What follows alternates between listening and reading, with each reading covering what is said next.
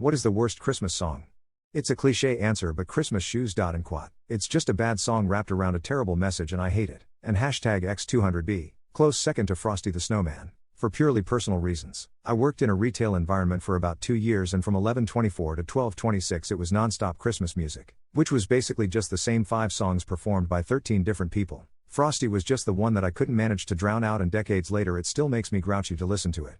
When I was a little kid, my father gave me the good advice to not tell the same joke to someone twice. It wouldn't be funny after the first time, and could even annoy them. Now, imagine someone told you the same joke, every day for about 2 months a year, for at least 20 years. This is how I feel about joke Christmas songs, all of them, but I still don't hate it as much as the Christmas Shoes. Also, I love Steely Span's medieval wassail-style arrangement of the holly and the ivy, but generally find the usual high-pitched children arrangement irritating. There's plenty I hate, but instead I'll mention something that irritates me about one of my favorites instead. The third chorus of O Holy Night starts Christ is the Lord, yet it is omitted and replaced with Fall on Your Knees in a few of the more popular covers of it. I mean, it's a religious song, so what is the issue? There are tons of Christmas songs that mention Christ. Why is this one little part different? I guess the fact that I don't understand it is what gets me.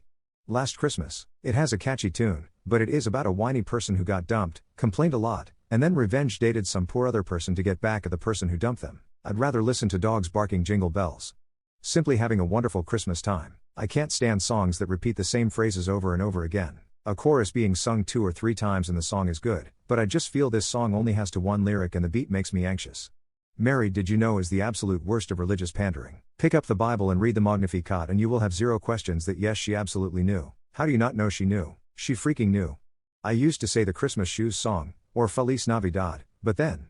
One year I was forced to listen to Dominic the Donkey. Hands down, this is the absolute worst Christmas song in history. If you haven't heard it, go and listen to it, come back here and then tell me how right I am.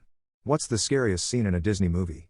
The whole Hellfire song sequence. Hunchback of Notre Dame. Frollo is basically singing that he's going to rape Esmeralda, and if she tries to put up a fight then he's going to kill her, and this isn't his fault, it's her fault. She must be a witch for forcing him to do this, so she deserves everything he's planning. Then he asks S forgiveness, but definitively states he's going to do it anyway. It was scary enough watching this as a child, but as an adult it's downright sickening.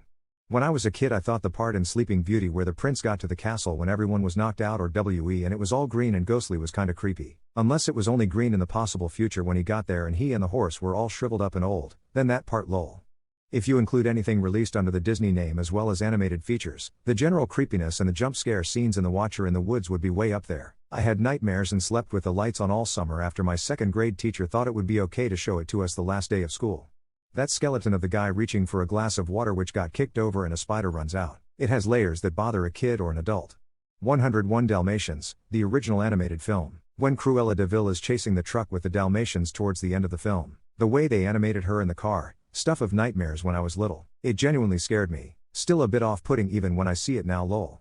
The sounds that Monstru made in Pinocchio. Both the inhaling sounds before his sneezes, accompanied by watching them being sucked back into his giant mouth, and when he was trying to eat Pinocchio and Geppetto again after their escape, especially when he, Monstru, gets desperate right before they reach safety. Top 5 scariest moments in Disney's animated movies. Thirsty? Snow White and the Seven Dwarfs, 1937. The Hunter stalks Snow White with a knife, Snow White and the Seven Dwarfs, 1937. The Chase Through the Meadow, Bambi, 1942. Dumbo's Weird Drug Trip, Dumbo, 1941. Gaston Stabs Beast, Beauty and the Beast, 1991. How has nobody mentioned Hunchback of Notre Dame yet? Hellfire is just plain terrifying. Also, any of the scenes in Who Framed Roger Rabbit that involve Judge Doom, especially the one where his disguise comes off, revealing his disfigured cartoon face. What makes men fall out of love?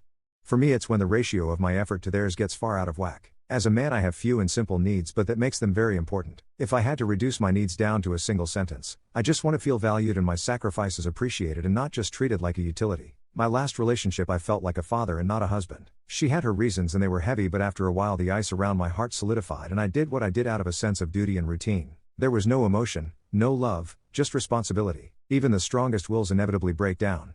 I believe when this was studied, lack of trust was the #1 relationship killer. But also, feeling unappreciated, unattractive, unloved, criticized, and never good enough. Also, if a woman cheats, becomes less attractive, is abusive, physically, financially, emotionally, etc., complains frequently, embarrasses him, disrespects him, or is generally unhappy or a Karen. The buildup of resentment caused by unresolved arguments and hurt feelings, slow realization that two of you are not very compatible or that she is not a great person after all, whatever that means to you, lack of reciprocity, gratitude, physical attraction or intimacy, many things come into play. Same as women, they let themselves go physically and intellectually. Needs not getting met is another one. Feeling like you're constantly the one trying to carry the relationship is another. A quote that sticks out for me is, when a man doesn't feel appreciated in the area of his presence, he becomes a version of a man that he can give you and survive. In some ways I'm still trying to understand exactly what is meant there, but I think I have a pretty good idea. Control issues in the dynamic, food, money, activities, how and when to do X and Y, etc. Heard someone speak their mind too much, i.e. no filter can often just come out as rude. Putting issues on my back when like do X and Y more when they don't try or are not responsive for the same issues. When the woman changes from whom I've married. Long-term bait and switch. I am talking about personality traits that I looked for, and told her that we match because of those personality traits, and then she does a 180. Whether she was lying about these before, or really did change now, in either case she is not the woman I married. They actively think of jokes/bits to make their friends laugh next time they hang out with them? No. What is wrong with you? Yeah, but just because they are inside jokes that I know they will understand. I'm not sure I've ever done this. I quite often try to remember jokes I've heard though. I make up bits and jokes to myself all the time. Sometimes I tell my friends about them, sometimes I keep them to myself, but usually my friends and I just end up having fun, laughing, and doing new/original to us bits anyway. So in a way, yes and no. Ha, yes. I'm just glad I don't have friends really, otherwise I'd have to write a whole stand-up comedy piece. They preheat their oven? It's not a myth, but there are some things you can kind of cheat with. If I'm tossing in a frozen pizza or something like that, I usually just add a few minutes onto the allotted time and it works out fine. Saves me from letting it preheat and then having to go back and toss it in. I do it all at once. Now, if you are baking a cake or something like that, you would want to absolutely let it completely preheat before tossing it in. Some recipes are actually meant for non-preheated ovens, see cold oven cake and quat. But when something says cook in 350 degrees oven, they mean it should be that temperature when you add the food. If it says preheat the oven on the recipe or cook in _deg oven, they mean to preheat it. It definitely matters to the results.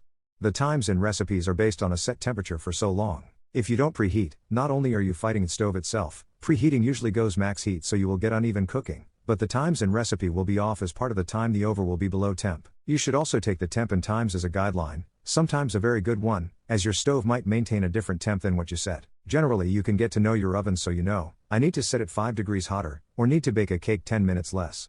If you don't preheat the oven before putting something in, it could melt what's inside instead of bake it. Baking has a lot of specific factors including heat. I learned this the hard way baking cookies in my culinary class. They were like pancakes BC, they melted and lost a lot of volume.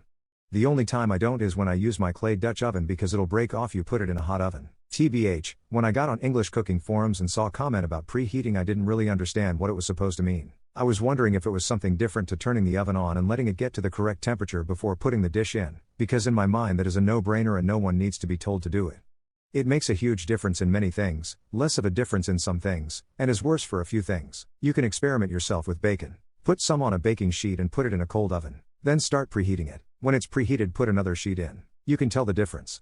Since moving into a rental with a gas oven, I have wondered if preheating is necessary anymore, just because it preheats so quickly. It literally feels ready to go after 2 to 3 minutes. The previous electric oven? Yeah, that'd take at least 10 minutes.